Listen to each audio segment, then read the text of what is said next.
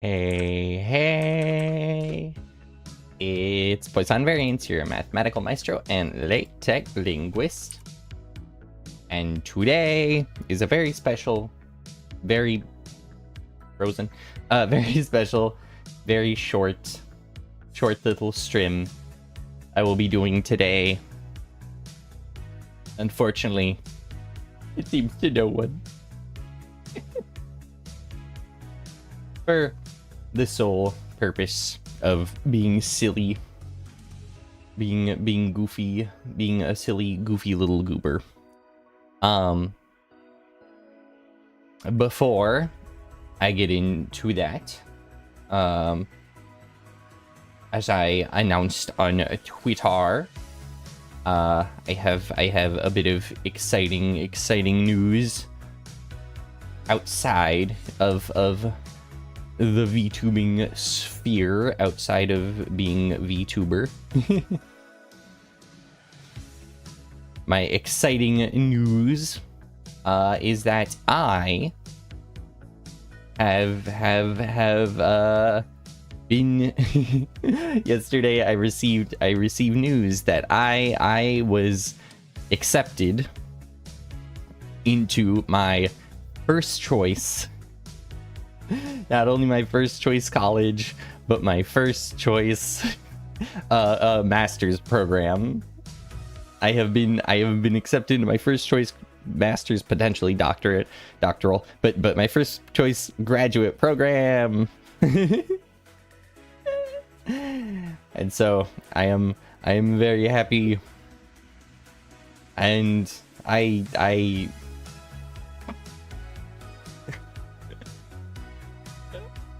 I don't know. I've been very happy about it. But yeah, I was accepted into my first choice program. I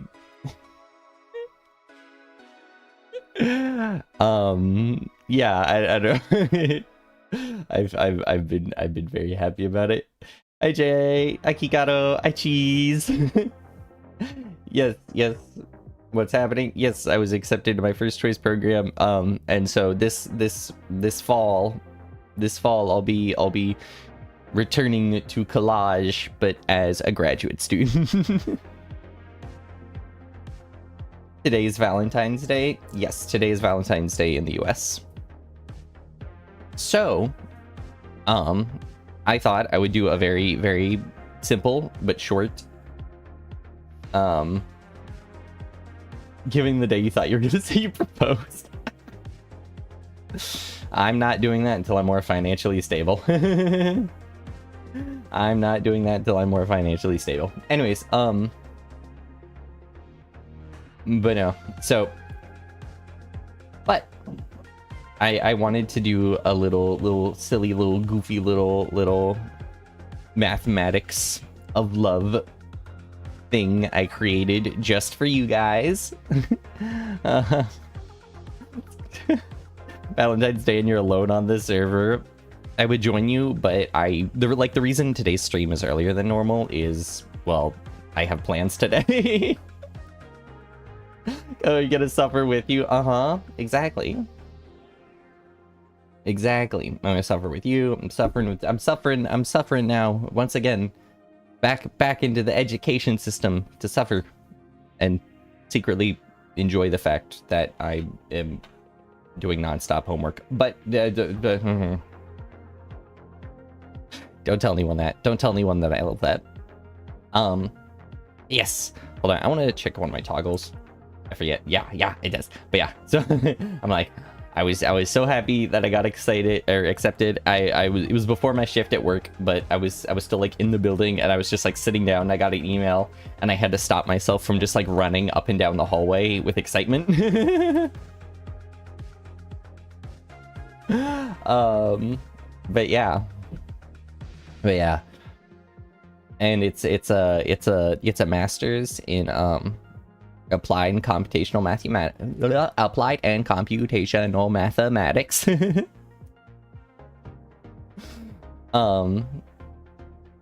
What college I'm gonna do? Yeah, I can tell you privately.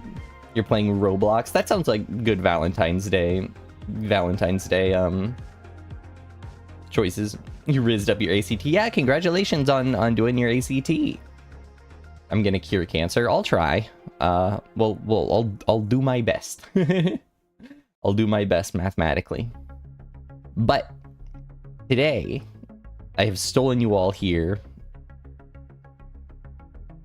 I I've stolen you all here for a silly little presentation I made called, well, if you saw the stream title, you know, The Mathematics of Love. It's an ACT. I forget what it stands for, but it's an exam. Basically, you do these exams and colleges go, "Oh, you did good on that. Here is scholarships, here is money." Here is potential. You have potential, so here is stuff. But I figure for those of us more spectrumy,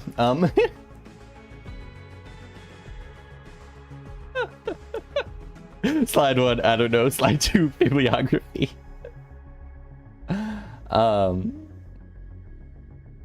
Yeah, World.Execute Me is an awesome song. But you know, it's a common case where those of us who are more STEM inclined can sometimes have trouble understanding how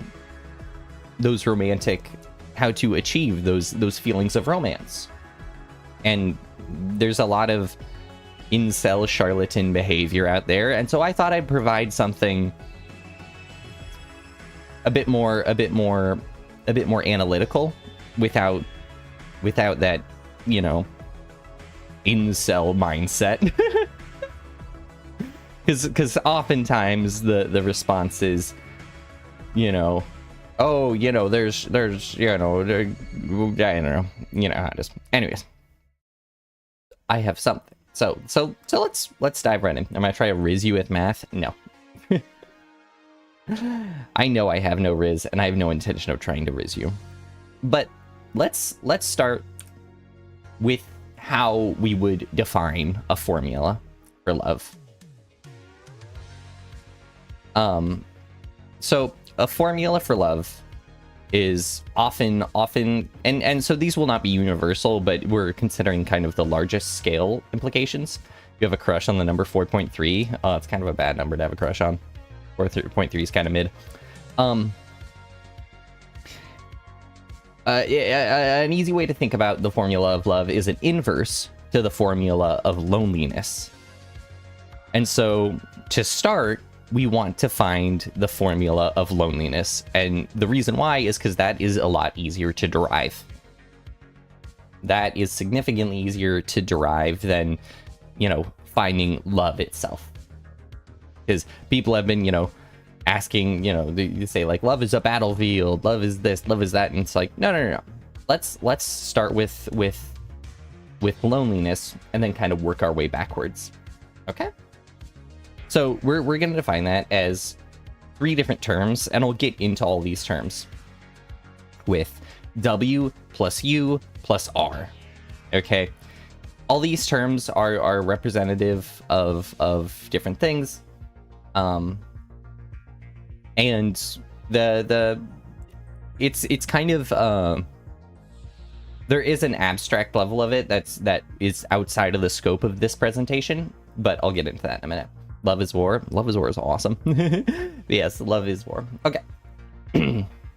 So if we want to look at our first term, because we're going to address each term individually, calculate loneliness, and then we can look at taking the inverse of that to find love. So we want to start first, before we get into our individual terms, let's look at what the space we're working in. Every single component in here is going to be an n-dimensional vector. This is pretty commonplace. But we're going to be working in Rn.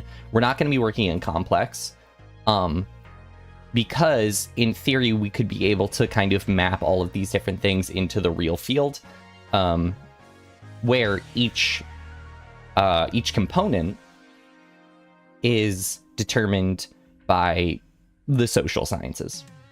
So that's when I said that something was outside of the scope of this presentation, is that the social sciences... Why is my model so weird today? The social sciences provide a lot of background for how we would determine each of these values. So we're gonna keep them more or less abstract. And it can change person to person. So, you know, if the different aspects that are considered strong for your relationship with an individual could be different, you know, person to person. So RN allows us to be vague enough where this works. And this should work in N of any case. And I guess I should also mention, I don't say it in here, but I should mention, we're going to be looking at the non-trivial case. So in the case that potential suitors exist. In the case that no potential suitors exist, you know, you only have the zero vector, then we don't really have anything to work with. So we're going to assume non-trivial here, which is pretty standard for a lot of formulas and whatnot, because oftentimes the trivial case just gives us something that we don't even really need to worry about, or tells us no significant information. So again, these individual components can be self-determined, they can be determined by outside sources, they can be determined by others. What they are specifically doesn't entirely matter, but the idea is that we've assigned numerical values in some sense because it allows us to work with it mathematically. So assume that this has already been done by whatever method. Call your love life trivial because you didn't know that. All right, so now we're going to focus on the W term. Is emotional maturity a factor here? It could be one of the components. It will not be addressed outside of it, but personal, yeah, we'll get into a bit more. You'll see. The components are not determined by me. They could be determined by you in each individual analysis. So first we're going to focus on the W term, our first term. Something to think about in this field though is that you have all these different components that make up relationship strength, and so the distance from the origin to the end of a vector will be determined by, just in this case we're going to say Euclidean distance, but really it's a norm. I considered creating or searching for a love-based norm that could be more abstract, but assume that this is just a norm. The distance is the important thing. In some cases this could be Euclidean if physical distance, you know, long-term or long-distance relationships don't work out for you, so you consider physical distance an important thing, then maybe it is Euclidean distance. Maybe not. But we're going to be looking at taking the maximum distance. In other words, the longer, the further your point, your vector is from the origin, is the stronger the relationship. However, there's something important to note. It's much easier to work with a minimization function than it is with a maximization function. This is pretty common practice in any form of optimization. So we're going to convert our max function to a min function by just taking the reciprocal. This means that, because if you have a max function, you know, you're potentially going on to infinity. If you have a minimization function, then instead you know that your baseline is something like 0. In this case, it is 0. Well, yeah. If x were to go to infinity, then your baseline would be 0. We'd be as close as possible. That's the idea. So, just to review, our norm of each of our vectors gives us our relationship strength, and we're looking at the minimization of the reciprocal of that strength. All right. So the next thing I want to address, still looking at the W term, we're gonna work with this a bit more. So that wasn't the whole W term, that was just a piece of the W term. that we want to derive a bit more from. Something that's important is that a relationship growth, relationship kind of rate of change is very important. Relationship change is you know, you can't have something be stagnant, you can't have something be constant, and it's more than just your relationship at a current moment. It involves the change in your relationship. So instead, we're going to be looking at the rate of change for relationship growth. Namely, we're going to take the gradient of it. In common RN, we would think of this as the in just R, we would think of this as the derivative. In this case, it's what we're calling it the gradient because we are working with multiple different components, and so same concept, different notation. So we want to pay attention to the rate of change for the relationship so that we can see how your relationship grows or falls apart as you're having these relationships with other people. And again, these relationships, they could be romantic, they could be non-romantic, but it is a form of love. But like a form of love, but really, remember, still we're actually looking for loneliness, but trust me, we will get to love.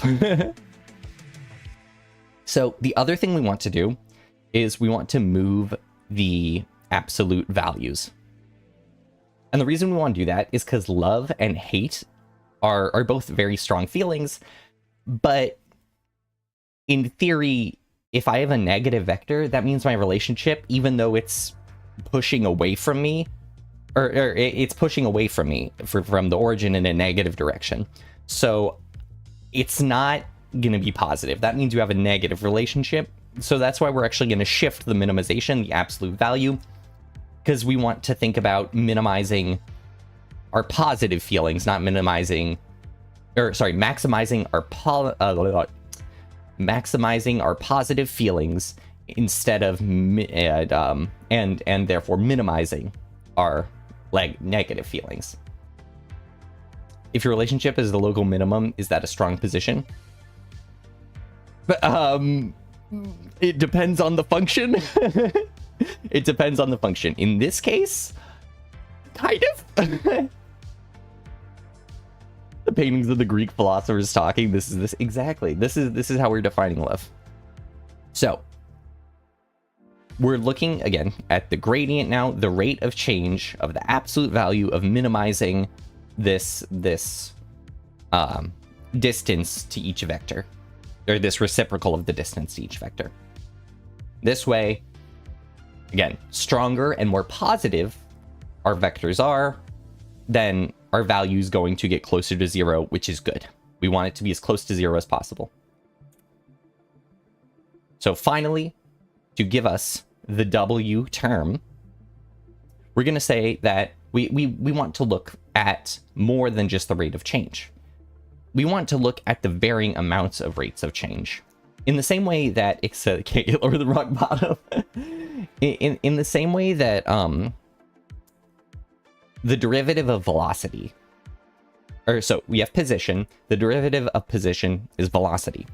Velocity tells our change in distance of position, or our rate of change of position. But a varying velocity is the derivative of that, is acceleration. So we want to be considering more than just a constant, or a regular or constant, not in that term, but a constant rate of change. We have to be looking at a varying rate of change. We have to be looking at the different velocities, the different rates of change across a potential relationship, because your relationship could get, for example, the honeymoon phase. The honeymoon phase when you start dating is when things are very magical, rose-colored glasses, everything's wonderful, and so you're looking at the rate of you're looking at something that is increasing. Your relationship is growing stronger significantly at a pretty fast, one might even argue exponential rate. As you exit that honeymoon phase, though, there's the potential of that slowing down, or even speeding up as your relationship gets stronger and stronger. So we can't be looking at something that's just like, oh, this velocity is going to be changing pretty regularly. we have to be looking at that change in velocity. We have to be looking at that change of rate of change of relationship strength, relationship growth. Because your relationship could get worse, your relationship could get better, and so that growth could, you know, become negative. That's very important. And so, yeah, we're going to be taking the second derivative, the double derivative, which we define as delta. We take the gradient squared. That gives us delta of the absolute value of the minimization of 1 over the position. All right. That is our W term. Something that is important is that W is in terms of X. So W is going to be related to a generic X vector that gives us this idea of other individuals. And I say other individuals because our next term is U. And U is going to be in terms of Y. U being in terms of Y is important because Y is going to be specific. Y is going to be a specific vector because it's going to represent yourself. You've heard the term self-love? This is part of it. You have a relationship with yourself. You have an understanding of yourself. And in order to have a strong relationship with others, you have to understand yourself very well. That's very important. Because if you don't understand yourself, if you have a poor relationship with yourself, it can detract from the relationships you have with others. It's very important. So, U is a function with respect to Y. And then we have this alpha. Alpha, I've normalized these terms alpha and beta to be from 0 to 1. If you have severe depression, well then U is gonna be probably hindering, this U term is probably actually going to be hindering your potential relationships. So we look at alpha here. Alpha is what I'm going to call an ego scalar, which the reasoning for that will become apparent in a moment when I show you the equation itself. But an ego scalar is exactly that, based off how much of an ego you have. And the reason I say 0 is because if alpha is 0, it causes an asymptote. If beta is 1, it causes an asymptote. And the thing is, we all inevitably have some level of ego, and we all cannot be perfectly humble. So that's part of why 0 cannot be in existence, and 1 cannot be in existence for our scalars in question. Your like relationship with your body pillow. Well, that could be a form of relationship, and so maybe that relationship's very strong. But with the ego scalar and the humility scalar, we also have C. And C is just going to represent what you call the unit square in Rn, namely from 0 to 1. We think of this in 2 dimensions, or on the number line, that's just the number 0, the number to 1. In 1 dimension, that's that. In 2 dimensions, it's the square from 0 to 1 on the Y, 0 to 1 on our vertices of the unit square in R2 are 0, 0, 0, 1, 1, 1, and 1, 0. You're perfectly humble, like right then when you admitted your humility. Oh yeah, you're the most humble, in fact. All right. So we have these information, and remember, Y is a particular vector. In this case, it's representing the relationship with self. That lets us generate the following equation. Now, that's a lot to take in, but bear with me. So, again, we're looking to minimize because we want to initially you would take the maximum of the inverse, but we went over that, so I'm just going to jump right into this form. We're looking to minimize our reciprocal of our self-love. We want to maximize self-love, so we're writing it as a minimization function of the inverse, like previously. How does this work? Well, our ego scalar, that alpha, is going to affect things no matter what. It is going to impact how we have this kind of self-love, but it's also because too high of ego can be a detriment to relationships. Having a strong ego can make you love yourself in a way that actually hinders others. And so we're trying to kind of balance it out, but it will always be a factor. And that's also kind of why you can't have alpha be 0, 1/0 asymptote. So then we're looking at the area of cotangent. And you may be wondering why cotangent. The answer actually came from, originally, we were looking at tangent and then took the inverse. The reason for that is because we want to look at this area under a set idea. Unit shapes should actually be symmetric across the origin. Okay, fair enough. It's a shifted unit square. There you go. That's true. It should be symmetric against the origin. I was thinking of the... Sorry, I misused some terminology. That was not the unit square. That was the... No, that should be units. Maybe I'm double... Anyways.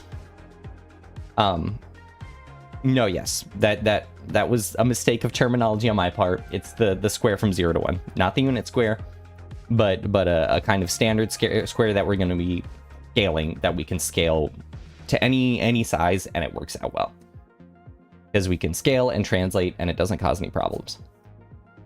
Anyways, so we're looking at this cotangent, and the reason for that is because it lets us go from -1 to 1, but in this case, we just have to look at from 0 to 1.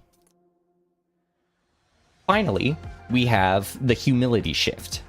The humility shift is... Oh, and the other thing is that we can potentially have a huge amount of self-confidence, and we want that scaled by our ego. We want to make sure that we don't have too much scaled confidence in the area underneath that cotangent. The other thing is that we have this humility shift. The humility shift basically allows us to be pushed in one way or the other by a certain amount to prevent either not even either, to prevent too much ego. They're both balancing terms, and they can be tricky to find. So they are left somewhat abstract, and again, finding them specifically is somewhat beyond the scope of this presentation, but it's important.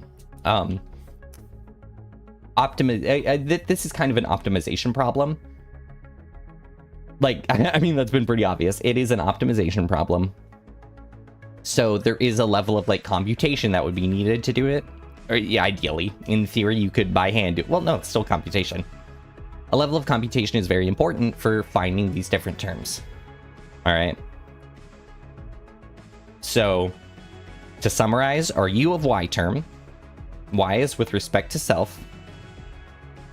What parameter are we minimizing? We're looking to minimize this whole term.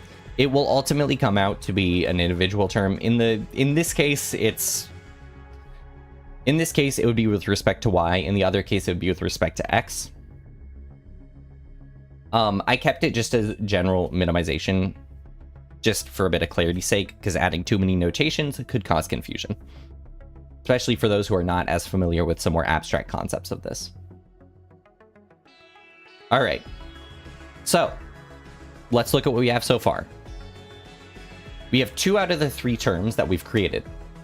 We have a W of X, we have a U of Y, and we have an R that deals with an undetermined variable.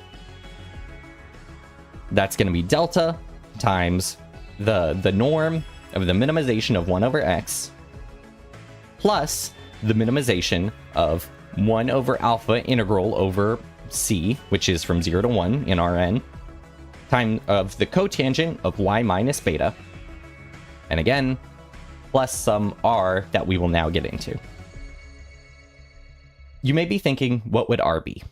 Because if W is about your relationships with others, and U is about your relationship with self, then what would R be? And the thing we have to consider is that R, or not even R, the world is somewhat based off chance. There will inevitably be some aspects that are out of our control. There will be, people say love at first sight or fated meetings or whatnot. this addresses that concept. While it can be an influence, it's not going to be as large of a term. It's not going to be as controlling of a term. But it's about the unexpected run-ins, the unexpected situations we encounter. But even those can be influenced. So let's take a look. R is luck? Not exactly. You'll see. So this I refer to as our randomness term. Randomness has a diminishing effect on relationships as the relationship strength grow. So before your relationship is strong, you could have a fated run-in with person. A fated run-in with a person could be random chance, and then that's how the relationship starts. That's how you begin to know each other. When I say relationship, that doesn't necessarily mean love, or like a romantic relationship, just a relationship. This is what, because love comes in all different forms, but so that's important. But this randomness will slowly decrease as, as a relationship strength grows. So, in other words, if you have e to the negative x, it's going to slowly go towards 0. It's going to start out when it's small as being, a large impact, and as it goes on, it's going to diminish. As x goes on, as x heads towards infinity, it's going to diminish to a pretty negligible term. It converges to 0. So that's why we modeled it as e to the negative gamma times z. But this randomness primarily focuses on others. It's influenced by your relationship with others. It's influenced by your behavior with others. So we're actually going to let it be a function of x as well. This helps us a bit in the fact that we're only using 2 separate variables. We only have to find 2 different vectors to make this work. And the vector y will be found by yourself. Vector x is found by others. It wouldn't make sense to have a z vector that's determined by a third person. It's about a relationship in between yourself and another person. So it's going to be modeled by x.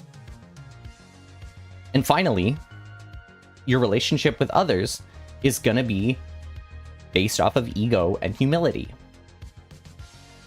Unpredictable situations need to be handled carefully. Unpredictable situations can be influenced by how much of an ego you have or how humble you are. So that's why the term becomes E. Gamma is actually negative alpha times beta. This interaction of ego and humility to give you to determine your ability to assess the randomness of situations, the unpredictability of the world when interacting with others. If you immediately run into someone and say, "Oh, this is fated love," you likely have a bit of an ego around it. You believe that you are promised each other, destined to each other. This is where that kind of like incel behavior causes a problem. Well, this is in many other situations, but in that fact that incel behavior is a high alpha value. So it's gonna affect it stronger than your humility. And they're not directly inverse, mind you. They are both scalable. You can have high ego and high humility, but they're both influences. So our R of X term, our final term, is going to be e to the negative alpha beta x. Okay? So let's look at the equation we have now. W plus u plus r. W is in terms of x. U is in terms of y. R is in terms of x. Gives us the following equation. All right. Delta of the norm of the minimization of 1 over x plus the minimization of 1 over alpha times the integral over 0 to 1, or c, of the cotangent of y minus beta plus e to the negative alpha beta x. Your brain hurts. Stick with me, Ava. because this equation is actually going to simplify quite a bit in a moment. There's one more thing we want to look at, and it will simplify quite well. You'll see. So, if you have a relationship that's growing in strength, your relationships are growing, your number of relationships maybe are growing, or the strength of your relationships are growing, X is going to shoot towards infinity. An infinitely growing relationship, an infinitely stronger relationship. That's what we should all aim for. Just this relationship that no matter what will be stronger and stronger and stronger and stronger and stronger. So X is going to go towards infinity. With that in mind, that's going to cause the terms W of X to go to 0 and R of X to go to 0. So we can actually simplify our equation quite a bit. And with that simplification comes an important fact. If W of X has gone to 0 and R of X has gone to 0, the equation can only be left with one thing. And that's, that loneliness is you.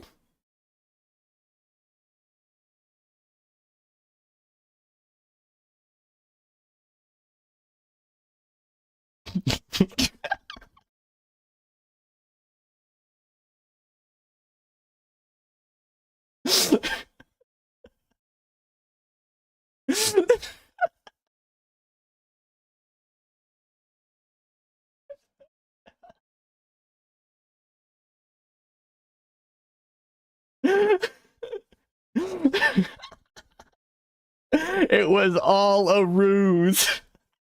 It was all a bait.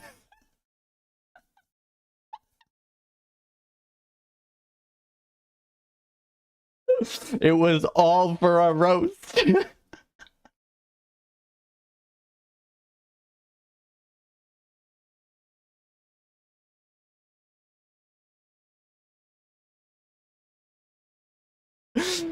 I made you all sit through a 35-minute presentation.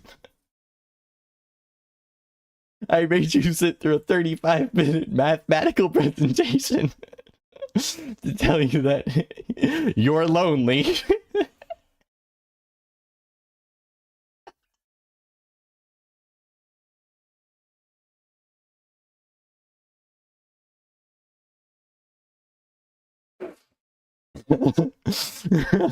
After the way Aristotle, exactly, it's bars. Your body pillow isn't real. Exactly. You're just lonely. Mathematically, we've shown it.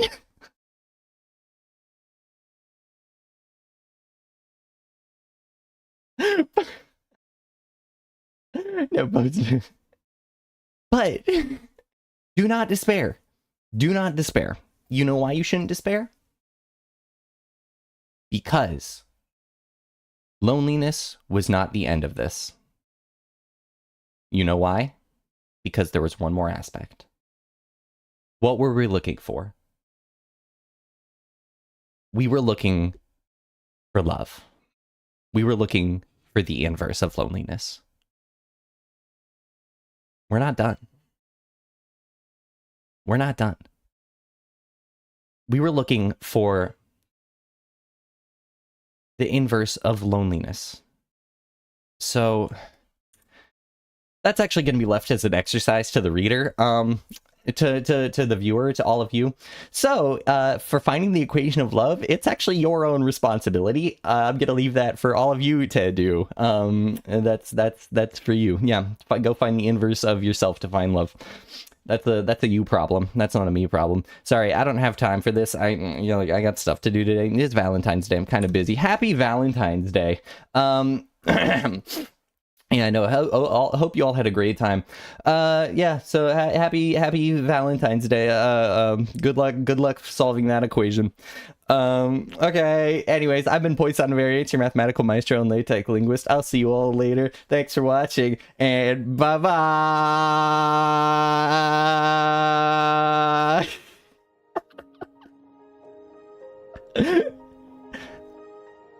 Love you all. I love you all a bunch. Happy Valentine's Day.